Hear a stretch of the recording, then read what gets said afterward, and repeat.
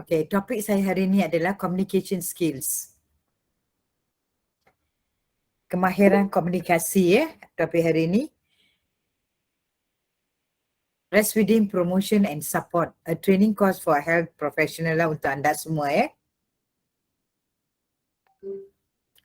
Okay, apakah objektif dia sebenarnya? At the end of this section, participants will be able to identify communication skills of listening and learning and building confidence.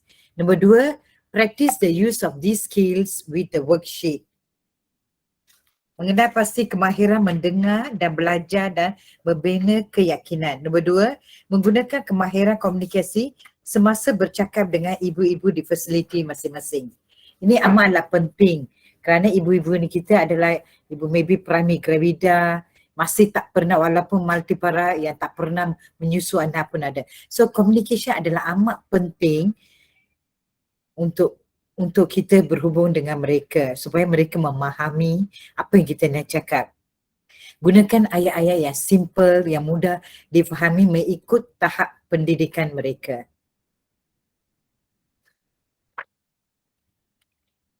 Okay, communication skills.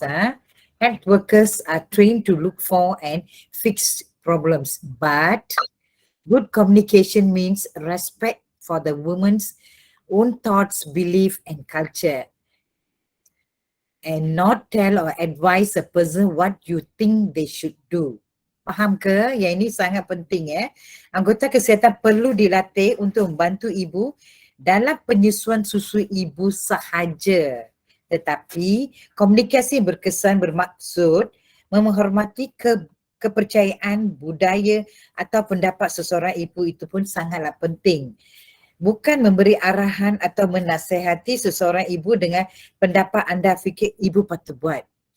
Kalau dah start buat macam ni, ibu akan block. Dia tak akan dengar kita dah. So ini amat-amat penting sebelum memulakan sebarang perbincangan dengan ibu. Communication skills. Health workers should be able to do more than just offer info. Help mothers to look at cause of any difficulties. You mesti tanyalah, maybe you can look out, boleh tanya mereka apa masalah yang dihadapi. Suggest causes of action to help fix problem. Maybe untuk masalah yang dihadapi, you can suggest apa masalah dihadapi. Sometimes just offer assurance, she's doing well. Membantu ibu mencari penyebab kepada masalah penyusuan yang dialami oleh ibu. Sometimes ibu ada masalah tapi she don't want to tell. So ini adalah healthcare workers skill lah untuk menerokai apakah masalah dihadapi. Tanya mereka. Mencadangkan tindakan yang wajar untuk mengatasi masalah tersebut. Kita bagi cadangan untuk apa masalah dia ada. Dalam masa yang sama memberi yakinan kepada ibu untuk meneruskan amalan penyusuan susu ibu So kita always mesti bagi confidence kepada ibu, itu yang penting. Jangan kita mendownkan ibu tu lah, kita mesti bagi dia confidence. So dengan ini ibu maybe dia ingat semua orang pun ada masalah. So this is the way kita boleh mengatasi masalah yang dihadapi oleh ibu. At the same time ibu akan mula mempercayai kepada kita juga. Identify communication skills of listening, learning and building confidence. Kemahiran mendengar dan belajar Skills to listen and learn. Helpful non-verbal communication. Non-verbal communication means dari gesture kita. Sekarang kita dah pakai mask. Walaupun pakai mask, kita punya tone, suara kita, bagaimana kita berkomunikasi dengan dia. Sometimes kita punya mata pun, walaupun kita senyum, kita akan tengok ada perubahan masa kita cakap. Kalau kita masam, masa kita cakap pun ada dengan suara dia yang lain kan. This is very important, non-verbal communication. Okay, ask open questions. Bertanya soalan terbuka Lepas tu encourage the mother to talk. Galakkan ibu bercakap dengan menunjuk minat dan imbas kembali. Empathy untuk menunjukkan anda menyelami perasaan ibu. Avoid words with such judging. Mengelakkan penggunaan perkataan yang menghukum. Jangan ayat ini semua sangat penting Jangan avoid lah gunakan ayat-ayat begitu Skills to listen and learn. Helpful non-verbal communication. Macam mana non-verbal communication? Bukan tak ada ayat kan. Jari posture kita, gaya kita, itu yang very important. Sit at same level and close to mother. Kita duduklah, ibu tu duduk, you pun duduk. At the same time, kalau duduk dekat meja, pastikan tak ada penghalang. Remove all the books ke, apa-apa benda file ke, pastikan ada ibu dengan health worker ada tempat untuk berinteraksi. Remove any physical barrier, desks, folders. Pay attention to mother. Avoid getting distracted. Kalau boleh masa ni beri tumpuan kepada ibu dengan cara menunjukkan anda mendengar seperti mengangguk, senyum, nada suara ataupun pergerakan yang bersesuaian. Just show your listening lah, not smile gestures. Take time without hurrying. Don't look at your watch. Masa tu, luangkanlah masa yang sesuai. Jangan terburu-buru. Elakkan perbuatan seperti melihat jam. Itu semua tak boleh berlaku. Kalau memang we already plan untuk mengadakan perbincangan dengan dia, avoid all these things. Only touch in appropriate way, hand and arm. Memberi sentuhan kepada ibu dengan sopan dan di tempat yang sesuai seperti di tangan atau lengan. Okay, don't touch a breast or baby without permission. Minta kebenaran ibu sebelum menyentuh payudara atau bayi mereka. Ini very important, ya. Skills to listen and learn. Ask open questions. You need to assess the situation or difficulty. Menggunakan soalan terbuka semasa berkomunikasi atau menggalakkan ibu lebih banyak bercakap dan memberi lebih banyak maklumat. Open questions start with how, what, where, why. Contoh, bagaimana penyusuan anda? Bagaimana? Apa, di mana, kenapa, mulakan. So kalau kita mulakan ayat macam ni, dia akan jawab dengan lebih panjang lah. A closed question do not give much info. Start with, are you, did you, has the baby? Sometimes suggestion suggest to correct answer. So kalau soalan tertutup tidak beri banyak maklumat, akan memberi anggota kesihatan perlu lebih banyak soal ibu lah. Soalan tertutup means it's not good lah, because you akan tak dapat info yang banyak dari ibu tu. Adakah dia? Telahkah dia? Selalunya jawapan bagi soalan tertutup adalah ya, tidak, betul, baik. So kalau boleh kita nak open questions, we don't close questions. Skills to listen and learn. Encourage mother to talk. Show we are interested in what mother is saying. Tunjukkan anda berminat dengan ibu, apa yang ibu luahkan atau ceritakan menggunakan tindak balas seperti mengangguk, senyum, kata-kata seperti macam nodding, smiling, phrases. Oh, go on. Apa lagi? You can encourage mother, menunjukkan you are interested. Jangan diam saja kerana ini adalah non-verbal. Non-verbal means you won't be talking, sometimes you won't be talking, action you. Kita angguk, all that akan mempengaruhi ibu. So ibu ingat, oh Miss ini memang interested, dia dengar apa yang saya cakap. Bukan kita tengok time macam tadi kan. Tengok time, tengok muka dekat sini, tengok handphone. Please, handphone must be away kalau nak berbincang. So handphone is the enemy at this time. Kalau really very urgent also, keep the handphone away. Ask somebody to answer. Yang itu pun boleh lah. Kalau really important, they will answer for you.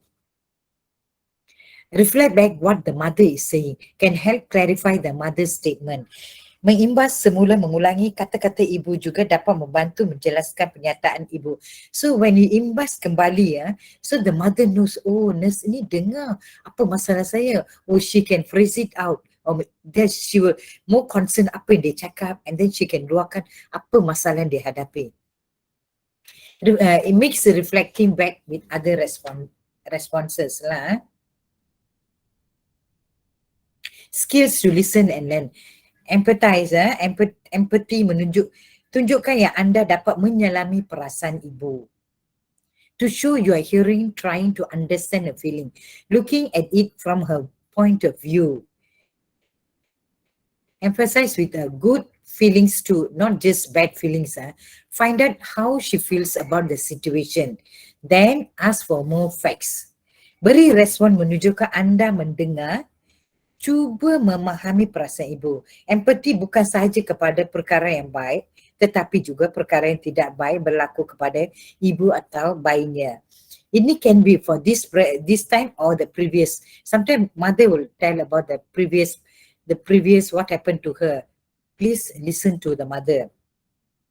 Tanyakan soalan untuk mendapatkan maklumat lanjut yang boleh membantu anda memahami masalah serta memberi cadangan sewajarnya untuk mengatasi masalah tersebut. Walaupun at the same time mother be talking a lot, no. Kalau boleh cuba track to apa motif you, apa tujuan. Kita balik fokus kepada topik kita.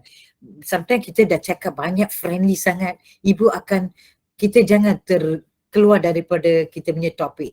So try to bring her back and then cakap fokus apa yang kita nak, motif kita apa tujuan kita nak ada perbincangan dengan dia. So balik kepada topik anda, jangan lupa ya. Skills to listen and learn. Avoid judging words. Judging words include right, wrong, well, bad, good, problem. Semasa berkomunikasi, elakkan penggunaan perkataan menghukum seperti betul, salah, cukup, sempurna, elok dan baik. Because kalau kita tak ada hak untuk menjudge dia, you are wrong, we cannot. Maybe it's a point of her is like that. So we have no right to judge. Then don't use judging words. Can make a woman feel like she has a standard to reach, baby not behaving. So kalau kita gunakan judging word, so perkataan macam tu akan membuat seorang tu rasa bersalah. Ibu akan beranggapan ada sesuatu yang tak kena dengan bayi, dengan dirinya. So dekat sini terhalang perbincangan anda. So important, avoid using judging words. This is very important ya. Jangan gunakan judging word. Skills to build confidence and give support. Good communication skills help mother to feel good, confident to carry out a decision. Actually, kemahiran membina keyakinan dan memberikan sokongan ya. To help her build confidence, accept what mother thinks and feels. Selalu terima what mother thinks. This is a mother's view. Maybe she thinks like that. Then you tackle her what she thinks like that, and then you can go in, listen, and then you must listen carefully what she's trying to say. Recognize, acknowledge what is right. At the same, when she's talking, you must recognize apa yang betul, apa yang salah. Tapi don't use judging word, but you have your own way to explain to her. Give practical help. Provide relevant information using suitable language. Make one or two suggestions. Don't give too many suggestions. Because kita nak expect at least melalui perbincangan dengan ini pun, at least mother can follow at least one or two. Slowly. So we must have yang all these skills you have to do every time. As just now Puan Suryati pun kata, kita buat CNE pun, anything, we have to do secara berterusan. Bukan sehari kita cakap habis, that's it. Bukan ya. Yang ini adalah berterusan. So lebih banyak kita ada semasa kita kan ada banyak topik untuk perbincangan kan. So at the same time you always, it should be a continuous process lah. Always continue. That's the most important thing.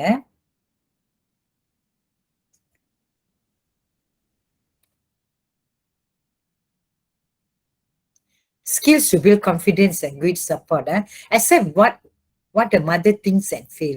Acceptance without disagreeing. You terima, jangan you disagree apa dia cakap. Does not mean we agree she's right. We just give her chance. Accept what she's saying. Give correct info later. That's why masa dia cakap, dengar dengan teliti. So kita dengar baru kita boleh bagi correction. Kalau kita tak dengar, kita kita tak fokus apa dia cakap, we wouldn't know what she's telling. Helps mother to trust you and encourage her to continue the conversation. Menerima apa ibu fikir dan rasa. Mengenali dan memberi pujian kepada perkara yang dilakukan dengan betul oleh ibu dan baik. Beri pertolongan praktikal lah. And the same time beri maklumat yang berkaitan menggunakan bahasa yang mudah. Memberi satu atau dua cadangan bukan arahan ya. Kita menerima apa ibu fikir dan rasakan. Bermaksud menerima apa ibu katakan tu tak menunjukkan awak bersetuju. Tetapi gunalah respon-respon mengimbas semula apa yang ibu katakan tadi ya. Give practical help means macam mana kita boleh help mother dalam practical. Kita ada pendidikan kesihatan tak. At the same time, kalau it's the antenatal mother, it's important practical help. Kalau kita bagi pendidikan kesihatan saja secara oral lah, it's not practical no. It is actually pendidikan kesihatan we start from antenatally. So when you start antenatally, it's easier masa dia datang postnatal. You dah bagi feedback untuk dia, dah bagi pendidikan kesihatan. Masa practical, masa postnatal, it's easier for you to communicate with her. So like practical section, kalau antenatal kita dah bagi, kalau pendidikan kesihatan bagi dengan tunjuk ajar semua, dengan walaupun dengan patung, sekarang dengan real baby is very easy. Milk would flow better if mother is comfortable. You must always tell the mother must be comfortable, relax. Nasi ada, you want to give breastfeeding, bangun sebelum bayi bangun. So she must wake up early, clean herself, biar ibu makan dulu kan. Breastfeeding mother always hungry kan. Asal she must ready first. Makan everything, dah tukar pad, everything. She must sit comfortable position. Then after offer her another pillow. Macam dekat when she want to sit kalau kerusi ke atau katil ke, offer necessary pillow, offer to hold baby while she goes to washroom. Kalau dia nak pergi washroom, help her lah, you care for her. Masa dia pergi bilik air ke, like you are caring lah. May needs clear practical help how to express milk. So kalau kita ada demo masa antenatally, kita tak ada masalah.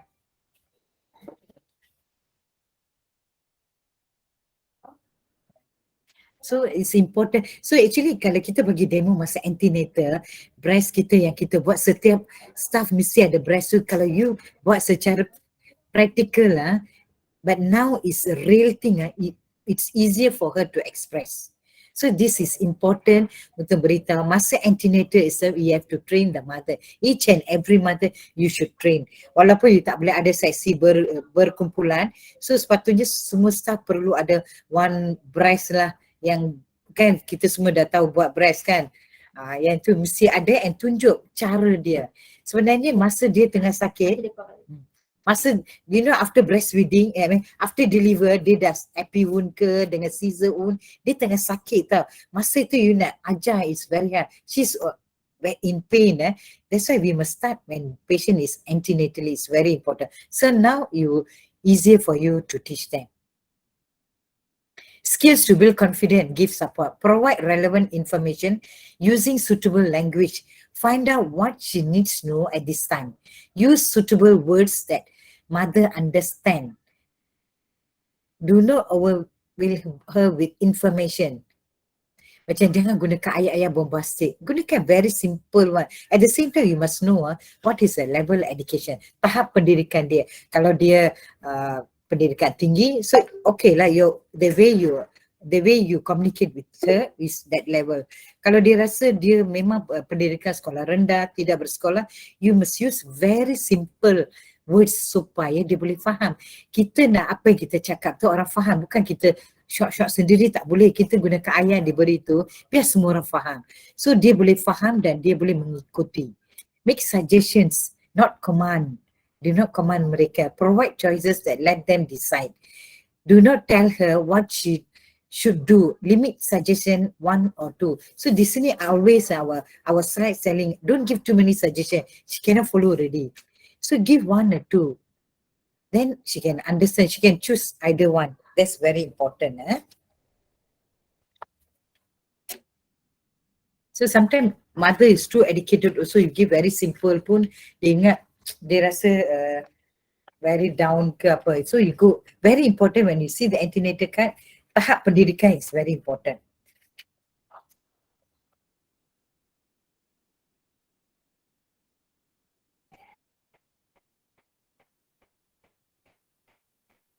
Arrange follow-up and ongoing support. After a discussion, mother may still have questions but no time discuss. So think of something else. Find if difficulty to put practice into action. Okay, sometimes after discussion, maybe kita kan masa kita suntuk. So kita ada kan group, breastfeeding support group ada. At the same time, you all as a PC memang your own patient, they have your own number kan, PC especially. If she have any problem, ask her to WhatsApp to you, anything like that lah. If it's very urgent, she can call you. Arrange follow-up and ongoing support. Important to arrange follow-up and ongoing support. Learn what is available from family and friends. Okay, and then offer a time to see or talk to her again. So you know already problem, and then kita sebagai healthcare worker, we know already, we identify what is the problem. So we can bagi feedback or we call her back. We can ask her, what is your problem? Is it okay? How you are going on? Masalah, tanya maklum balas dia, on and off we call her lah. So because sekarang postnatal kan ibu, we will bukan sehari kita tengok, kita akan tengok lebih kerap dengan dia. So any important notes, please write down. So kawan kita bukan postnatal kita seorang saja tengok, orang lain kawan kita tengok, at least you have note something, at least the other kawan pun tanya, ada masalah ke, anything berkaitan dengan dia. Just make a simple note supaya semua staff lain pun tahu masalah dia, and they also ask macam mana. So kira pendidikan kesihatan ada kesenambungan dari seorang ke seorang. Encourage her to see you or another person for help. Refer to community support group if possible lah. So that's why we have a support group. That's one very important. Kita mesti sepatutnya kepilkan dengan dalam kad antenatal ya. Refer her for more specialized counselling if needed. If she really cannot cope, bagi bantuan yang beri counselling lah, rujuk kepada yang berpakar, yang memang very good in counselling. Number 2 ada practice communication skills. Okay, so far our summary is that apa kita punya so far, kita punya summary kita buat.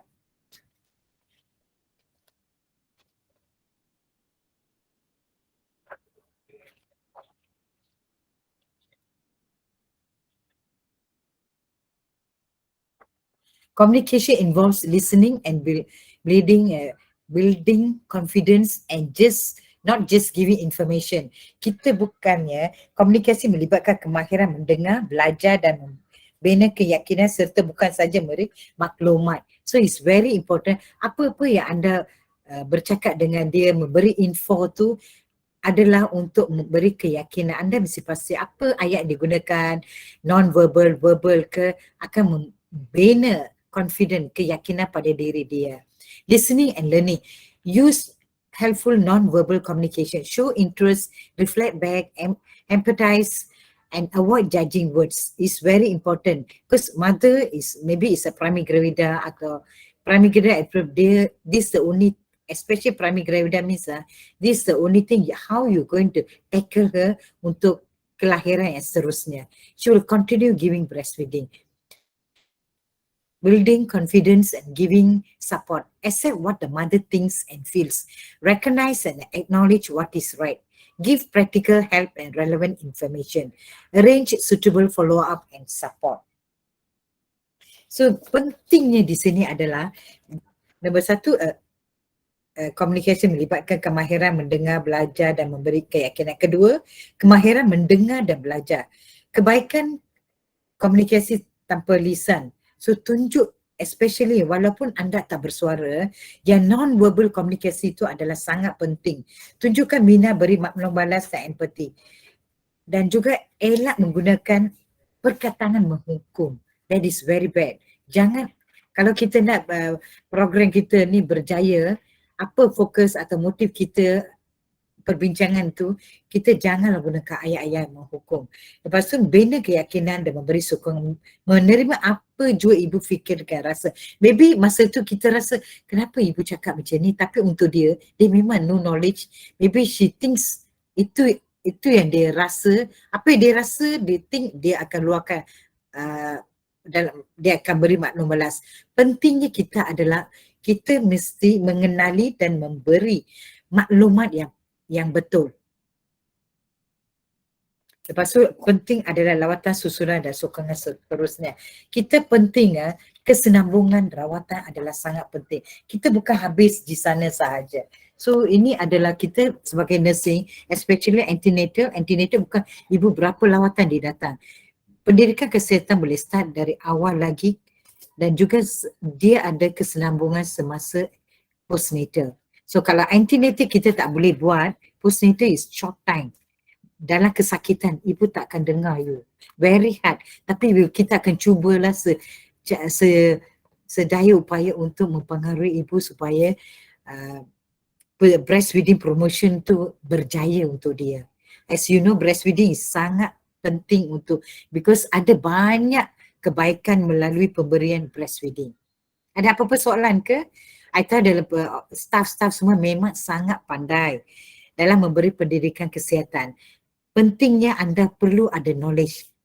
Sekarang ibu semua kita ada Google lah. Ibu semua memang ada Google whatever it thinks. So sebagai healthcare worker kita pun mesti ada berilmu pengetahuan untuk compete dengan ibu. Kerana ibu sekarang semua IT, bukan Google kan ada semua info. So staff sendiri jangan, kalau ibu tanya apa-apa, kalau you really not sure, jangan don't give false information. Dia kata okay, I will check it out, and then you give her. Pastikan you bagi jawapan dekat dia kemudian. So important, you must be knowledgeable. Knowledgeable means sekarang kan 3 hari tu tolong dengarlah dengan penuh patient lah, dengan semua ceramah yang akan diberikan. Buatlah stretching, all that. Dengar semua info diberikan kerana setiap ayat yang diperkeluarkan tu adalah info yang sangat-sangat penting. That is knowledge yang tak boleh dibeli. Sometimes kita baca buku pun tak masuk semua apa kita baca. Tapi apa yang kita dengar tu important. That's why macam kita dengar apa aduan patient, begitulah.